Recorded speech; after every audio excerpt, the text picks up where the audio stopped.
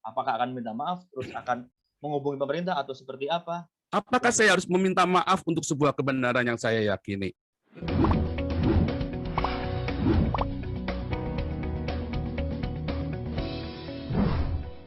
Subscribe, like, comment, and share. Gimana kalau secara mental sehat juga masih, Pak?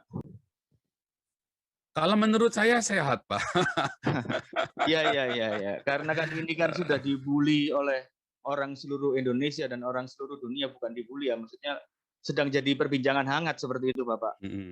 Dan sudah ditetapkan statusnya sebagai tersangka juga oleh Polri dan sudah dikirim red notice oleh Polri ke Interpol juga gitu.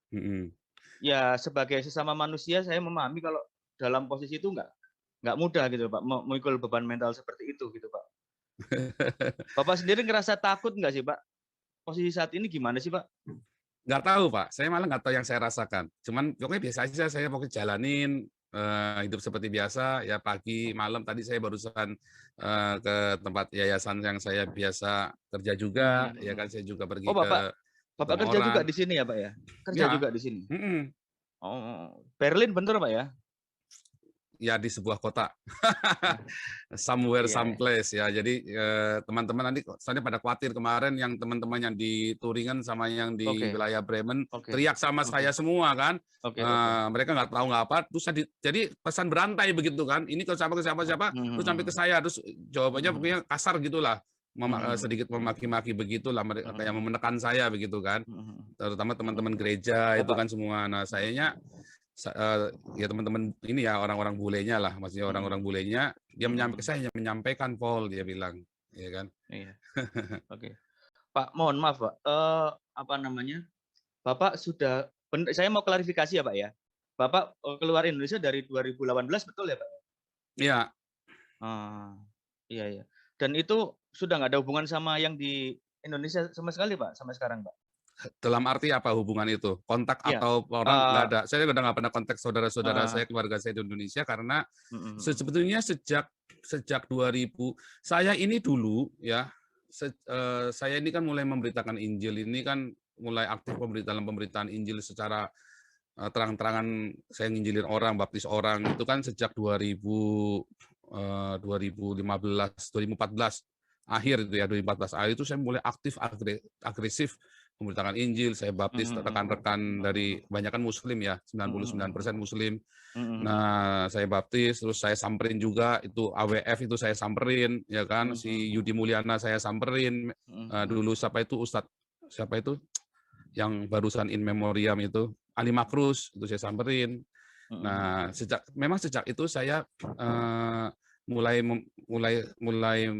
memisahkan diri dari keluarga. Saya kasih pengertian baik-baik yang saya lakukan ini beresiko dengan teman-teman mayoritas. Jadi dengan keluarga saya pribadi. Jadi waktu itu saya mulai ganti nomor apa segala macam. Jadi mereka nggak bisa hubungi saya lagi. Pak, apa namanya, dengan adanya kejadian ini, apakah Bapak sudah, artinya, mohon maaf ya Pak ya, ada beberapa pendapat nanti yang kalau pertanyaan yang saya nggak mau jawab, saya akan bilang nggak bisa jawab begitu ya. Oke, itu hak Bapak, itu hak Bapak. Ya. Jadi gini, dengan apa yang terjadi saat ini, apakah Bapak memahami apakah ini mungkin dalam frame mindset Bapak ini adalah sebuah risiko perjuangan seperti itu, atau Bapak nggak nyangka akan ada reaksi seperti ini Pak? Ya memang ini kan risiko apa yang kita yakini Pak.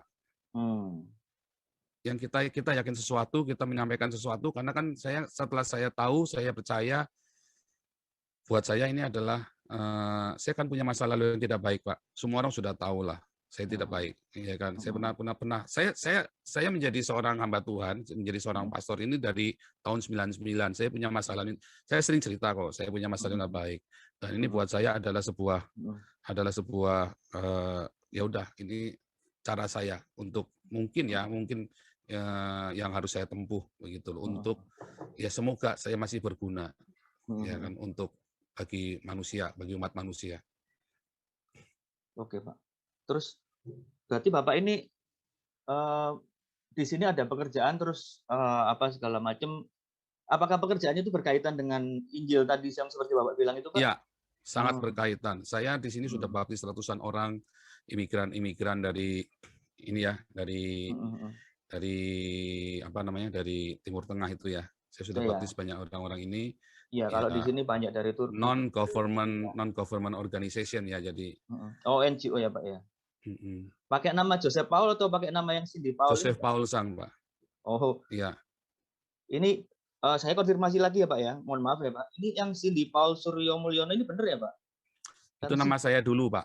Oh, begitu ya. Jadi ya. Apa ada tahap ketika Bapak merasa saya harus ganti nama karena saya sudah tercerahkan atau seperti apa gitu, Pak? Ya, itu nama baru saya setelah saya kembali melayani Tuhan. Saya bilang, tetapi saya tidak berarti saya memungkiri masa lalu saya yang tidak baik, karena saya memang kita semua punya salah lah, tapi saya kebetulan terlalu salah. Kebetulan saya ini terlalu salah, Pak. Begitu loh, Pak. Nah, kan jadi, kita semua punya masa lalu tidak baik, tapi saya punya tidak baik gitu loh. Jadi supaya tidak terlalu apa namanya orang terus langsung siap apa, tapi kan memang semua orang tahu dan tidak pernah saya tutupin.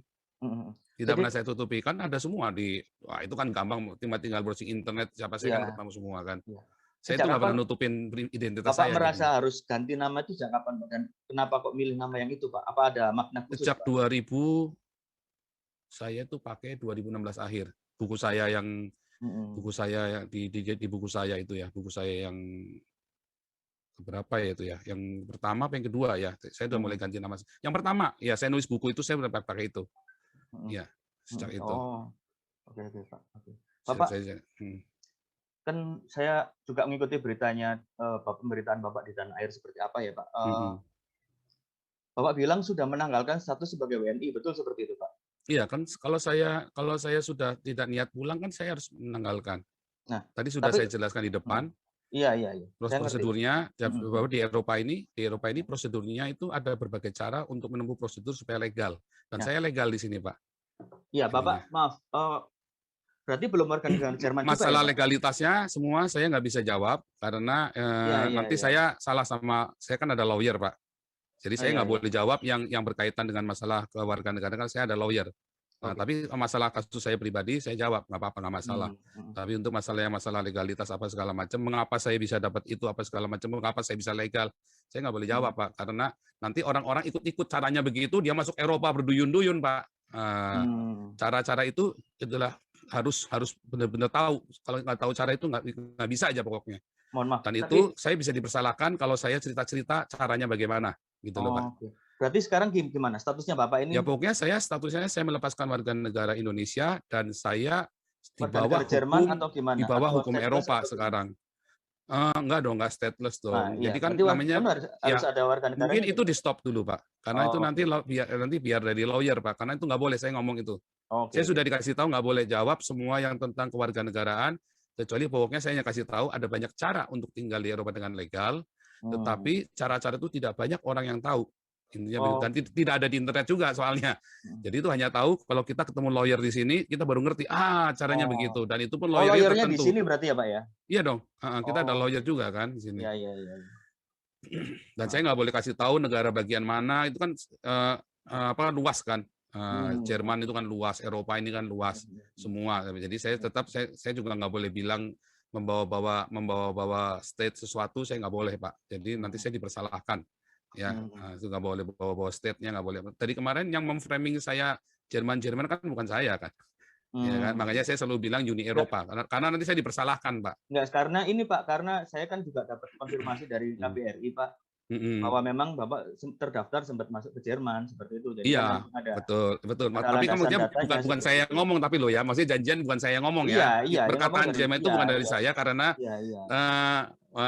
supaya jangan nanti saya dipersalahkan oleh lawyer saya bahwa itu kata-kata saya. Saya tidak pernah berkata itu Jerman karena nanti saya dipersalahkan. Tapi kalau yang ada di TV itu segala macam dan pernyataan dari teman-teman itu ya memang kan sudah ada terang-terangan di depan mereka, ketemu mereka, ya masa saya mau menyangkal kan nggak bisa juga. Iya Pak. Ya kan begitu, Pak. Iya. Terus ini apa Pak? Bapak selama ini isu-isu ini meluap, menjalani hidup seperti apa, Pak? biasa-biasa aja, santai saja, atau ada kekhawatiran? Yang ribet itu teman-teman dari gereja, Pak, karena gereja-gereja kan cuci tangan dan nggak apa-apa. Memang itu kan saya tidak mewakili gereja. Nah, terus Gereja di gereja-gereja Indonesia ya, Pak, ya? ya marah dengan saya, termasuk gereja-gereja Indonesia di Eropa. Iya. Mereka marah dengan saya, marah sekali, bukan cuma marah, marah sekali dengan saya. Tapi saya kan berhak melakukan apa yang saya yakini. Dan saya kan tidak menciderai orang, Pak. Saya kan tidak melakukan kekerasan terhadap orang lain yang merugikan nyawa orang lain, atau saya menipu untuk apa. Di YouTube saya sendiri pun saya tidak pernah kasih nomor rekening saya. Saya hati-hati sekali, Pak. Karena saya tidak mau Bapak kan tadi bilang nggak mungkin mengajak untuk memberontak ke pemerintah dalam tanda kutip ya, Pak, ya, ngajak demo apa segala macam. Nggak boleh. Dan sekarang sikapnya pemerintah adalah mentersangkakan Bapak. Ini sikap pemerintah loh, Pak, melalui Polri ya, Pak, ya. Karena kan memang ada pasalnya di Indonesia. Ya, jadi nggak salah dong pemerintah. Boleh ya, Pak, ya? Ya. Nah, ini kan sikap pemerintah melalui Polri mentersangkakan Bapak dengan pasal-pasal ya yang kita semua udah tahu seperti apa, penistaan dan segala macam.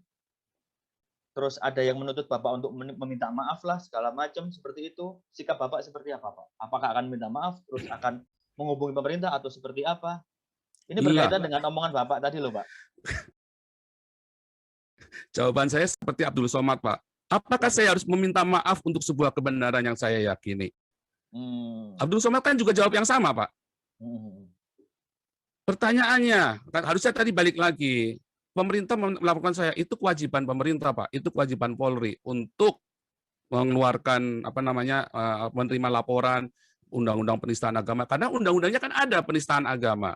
Dan omongan seperti saya kalau di Indonesia memang disebut menista, sama seperti Yahya Waloni, Abdul Somad, Tengku Zulkarnain, Haikal Hasan, sama dengan Habib Rizik, sama dengan Stephen Indra Wibowo, Irina Handono, Hani Christian, sama Pak Moko Ginta almarhum, sama Pak yang saya omongkan, YouTubers lain banyak yang lebih ngeri dari saya, Pak. Mereka semua berkeliaran. Ya kan? Jadi undang-undang penistaan agama ini buat siapa? Buat kami minoritas atau buat kita semua? Kemarin Pak Jenderal Junius Tobing dia cerita kuliah kebangsaan, ya kan? Beliau yang kasih judul sendiri, ya kan? Siapakah kita? Karena di Indonesia sekarang ada kami dan kita, Pak. Siapakah kami? Siapakah kita? Oh, berarti kalau bukan kami, outsider. Kamu bukan kami. Wah, ini bahaya sekali.